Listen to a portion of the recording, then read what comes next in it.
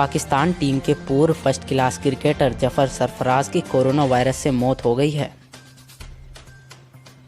कोविड-19 का कहर पाकिस्तान में बुरी तरह से अपने पैर पसार रहा है, जिसकी चपेट में ये पूर्व पाकिस्तानी प्रथम श्रेणी क्रिकेटर भी आ गया है। जफर सरफराज मंगल 7 अप्रैल को कोरोना वायरस टेस्ट में पॉजिटिव पाया गया था। 50 साल के जफर सरफराज को पेशावर के लेडी रीडिंग हॉस्पिटल में बीते 3 दिनों से आईसीयू में वेंटिलेटर की सपोर्ट से रखा गया था, लेकिन सोमवार 13 अप्रैल को उन्होंने अंतिम सांस ली।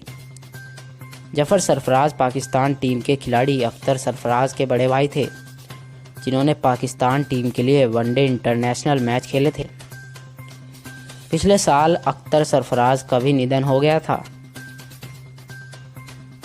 पूरे देश में अब तक 5,500 से ज़्यादा मामले आ चुके हैं।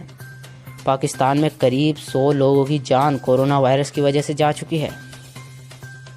जफर सरफराज की निधन की खबर खुद पाकिस्तान मीडिया और वहां की समाचार एजेंसियों ने सार्वजनिक की है।